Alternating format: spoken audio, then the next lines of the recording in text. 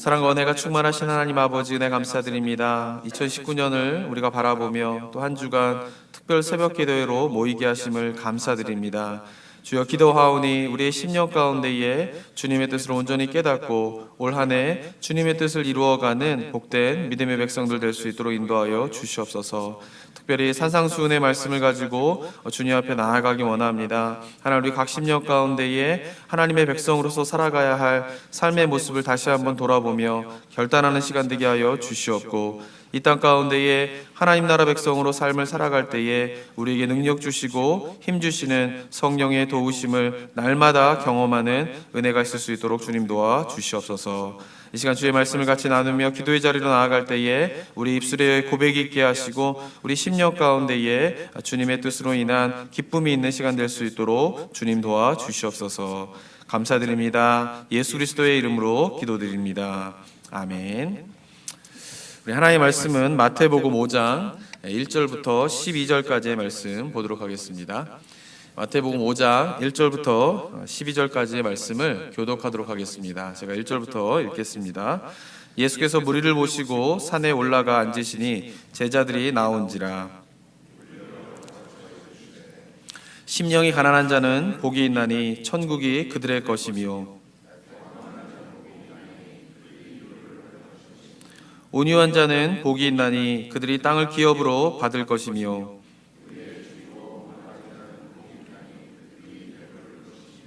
긍휼히 여기는 자는 복이 있나니 그들이 긍휼히 여김을 받을 것이며,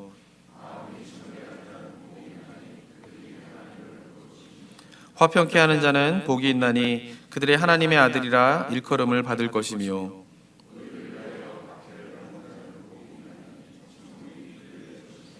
나로 말미암아 너희를 욕하고 박해하고 거짓으로 너희를 거슬러 모든 악한 말을 할 때에는 너희에게 복이 있나니 기뻐하고 즐거워하라. 하늘에서 너희의 상이 큼이라. 너희 전에 있던 선지자들도 이같이 박해하였느니라.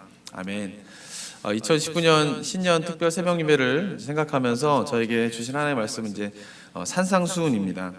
이 산상수훈은 마태복음 5장부터 7장까지의 그 내용을 산상수훈이라고 하는데요.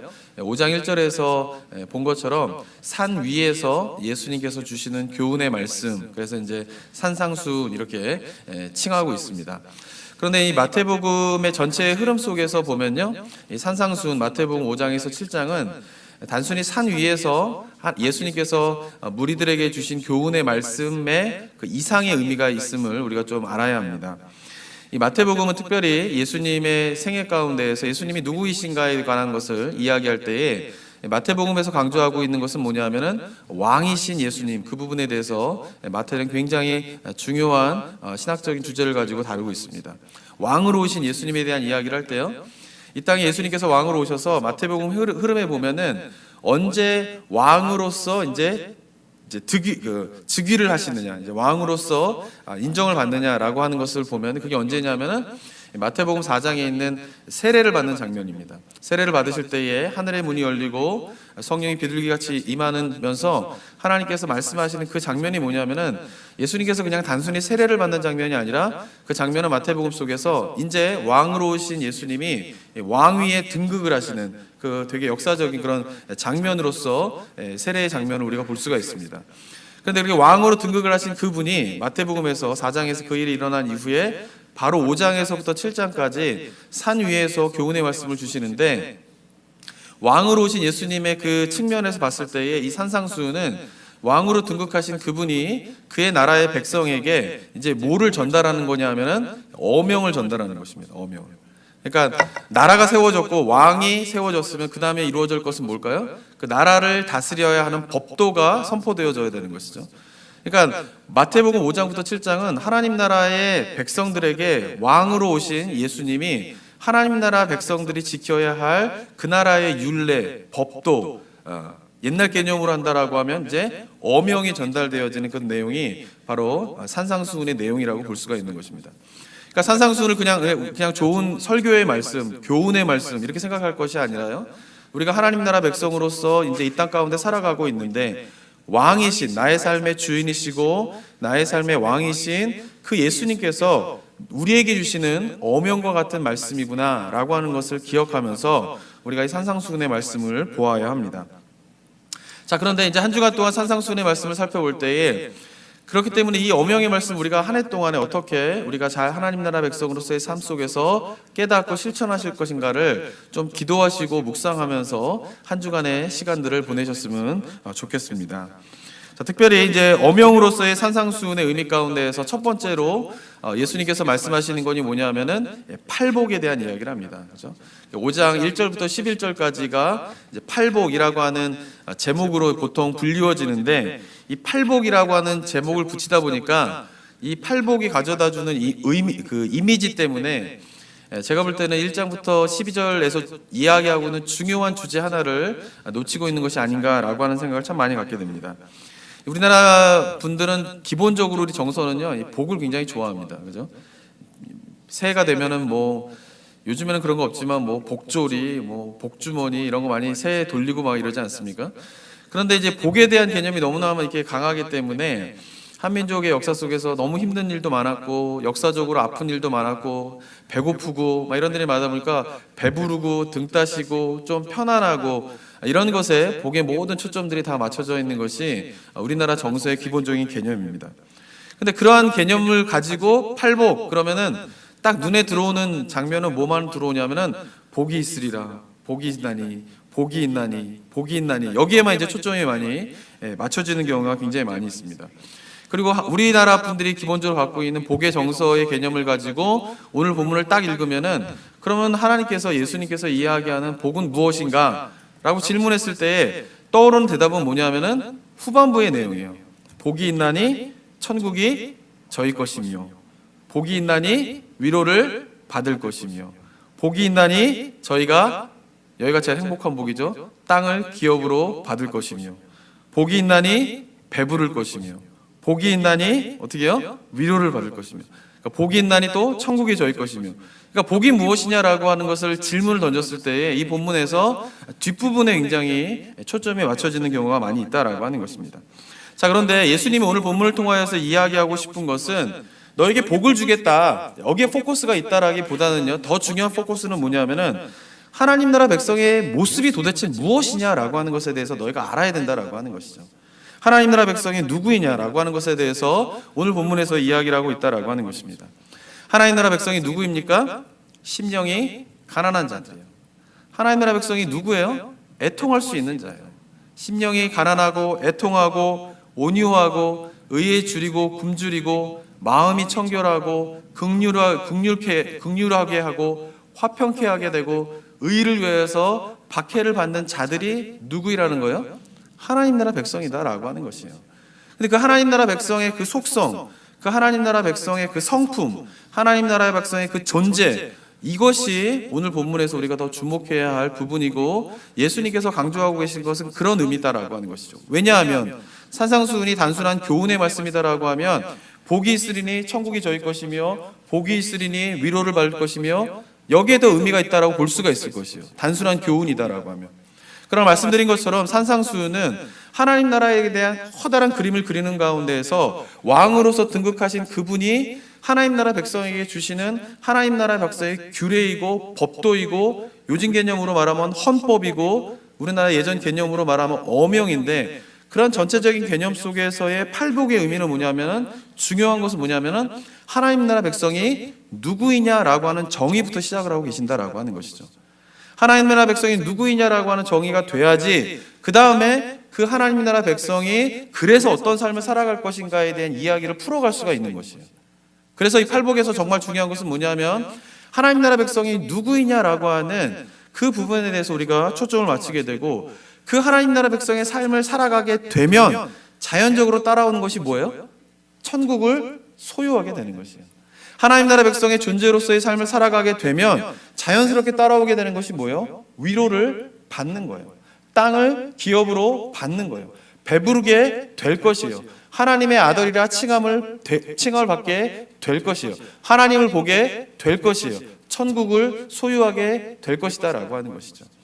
그러니까 우리가 기억해야 할 것은 하나님 나라의 백성으로서의 삶의 그 모습, 존재, 그것이 우리의 삶 가운데서 오늘 본문을 통하여서 주목해야 할 것이다 라고 하는 것입니다.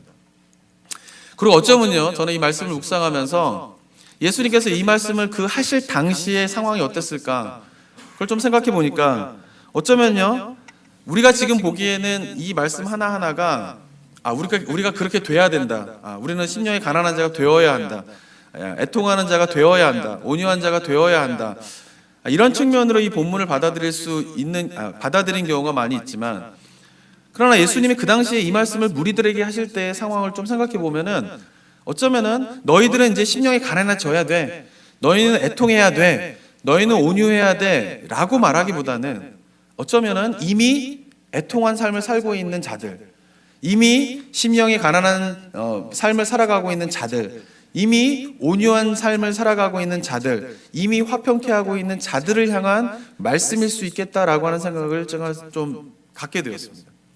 이미 심령이 가난한 삶을 살아가고 있고요, 이미 온유한 삶을 살아가고 있고요, 이미 애통하는 삶을 살아가고 있고, 이미 의를 위하여 핍박을 받고 살아가고 있는 삶에 그 사람들의 심정이 어땠을까요? 쉽지 않다, 이런 생각을 가졌을 거예요. 남들은 다 가난한 게 예나 지금이나 사람들이 좋아하는 삶의 모습은 아니잖아요. 근데 누가복음에 보면은 여기는 심령이 가난한 자 이렇게 되어 있지만 누가복음은 그냥 가난한 자예요. 그 말은 무슨 말이냐면 단순히 마음속으로만 가난함에 대한 이야기가 아니라 실제 삶 속에서 뭐예요? 그 가난한 자들의 삶에 대한 이야기를 하고 있다라고 하는 것이에요. 가난한 삶을 살아가고 있고 심령이 가난한 삶을 살아가고 있는 자들의 삶이 그렇게 넉넉했겠습니까? 녹록했겠습니까? 그렇지 않을 거예요. 근데 그들 마음 가운데에는 여전히 세상 사람들과 다른 삶을 살아가고 있는, 심령이 가난하고 애통하고 온유함을 갖고 있고, 누구도 알아주지 않고, 누구도 그 삶을 존경해 주지 않고, 누구도 그 삶에 대해서 잘했다라고 칭찬해 주지 않는 그런 상황 속에서도 여전히 하나님을 믿기 때문에 심령이 가난하게 살아가고 온유하게 살아가고 마음이 청결한 가운데 살아가는 그런 사람들을 향하여서 예수님께서 주시는 위로의 말씀이 되겠다라고 하는 생각을 제가 갖게 되었습니다. 사랑하는 성도 여러분, 예수님께서 이 말씀을 하셨을 때요, 그 말씀을 듣는 사람들 가운데는요, 내가 이렇게 살아야지, 내가 저렇게 살아야지 라는 결단을 하는 사람도 있었겠지만, 또 한 부류는 어떤 사람이 있었냐 하면은 그 말 자체가 기쁜 소식일 수 있었을 거예요. 내 삶을 살아가는데 아무도 내가 이렇게 살아가고 있는 삶의 방식에 대해서 잘하고 있다, 그 삶이 정말 하나님께서 기뻐하시는 삶이다 라고 아무도 얘기해 주지 않았는데, 내가 그렇게 살아가고 있는 가운데에서 누가 지금 그 삶에 대해서 인정해 주고 있는 거예요? 예수님이 인정해 주고 있는 거예요. 심령이 가난한 자는 복이 있다, 잘하고 있다, 그래서 네가 천국이 너의 것이다 라고 말씀해 주시는 그 예수님의 말씀 자체가 큰 위로이고 기쁜 소식이고 행복한 복음의 말씀이었을 수 있겠다라고 하는 생각을 갖게 됩니다. 사랑하는 성도 여러분, 우리도 마찬가지입니다. 저는 이 가운데에 이 두 가지의 경우에 다 해당되는 분들이 계실 줄 믿습니다. 한 분은 이 말씀을 보면서 그래, 심령이 가난한 삶을 살아야지, 애통한 삶을 살아야지 라고 다짐하는 분들도 계실 것이고, 그러나 이미 심령이 가난한 삶을 살아가고 애통하는 삶을 살아가고 온유한 삶을 살아가고 있지만, 그러나 때때로 그것이 잘 살고 있는 삶인지, 이것이 이 땅 가운데에서 내가 정말 하나님께서 원하시는 삶을 살아가고 있는지, 다른 사람들은 다 그렇게 살아가고 있지 않은데 왜 나만 이런 삶을 살아가야 되는 건지에 대한 고민과 갈등 가운데에서 이 자리에 오신 분들도 있을 것이다 라고 저는 생각합니다. 사랑하는 성도 여러분, 두 분에게 이 말씀은 기쁜 소식, 복음의 메시지가 되기를 소망합니다. 우리의 마음 가운데 결단이 있어야 됩니다. 심령의 가난함, 애통함, 이런 것들이 우리 삶의 모습이 돼야 돼요. 그게 왜? 그게 하나님 나라 백성의 존재이기 때문에 그렇습니다. 그러나 이미 그 삶을 살아가고 있는 분들에게 정말 이것이 큰 위로의 말씀이 되기를 저는 소망합니다. 그런 가운데에서 팔복을 제가 나름대로 다시 한번 번역을 해봤습니다. 이렇게 번역할 수 있을 것 같습니다. 심령이 가난한 자들 축하합니다. 천국이 당신들의 것입니다. 애통하는 자들이여 축하합니다. 위로를 받을 것입니다. 온유한 자들 축하합니다. 땅을 기업으로 받을 것입니다.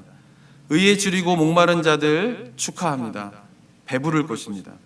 긍휼히 여기는 자들 축하합니다. 긍휼히 여김을 받을 것입니다.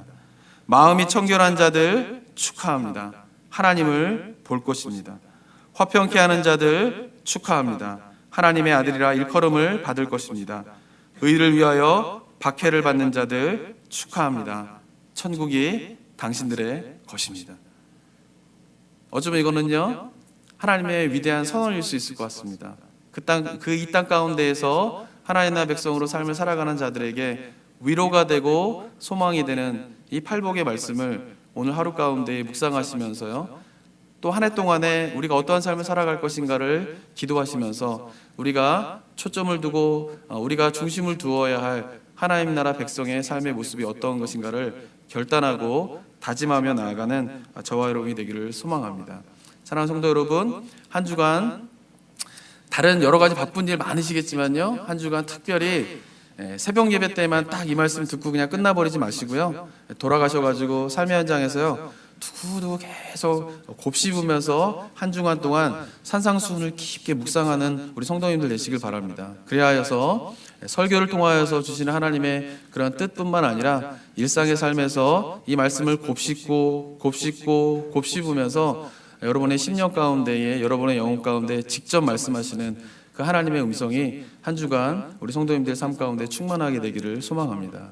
함께 기도하도록 하겠습니다. 이 시간 잠시 침묵하며 잠잠하게 고요한 가운데에 1분간 우리가 나아갈 텐데요, 8가지의 하나님 나라 백성의 삶의 모습에 대해서 예수님께서 우리에게 말씀하고 계십니다. 그 말씀을 하나하나 마음속에 새기시면서 잠시 침묵하며 하나님 앞에 나아가도록 하겠습니다. 기도하겠습니다.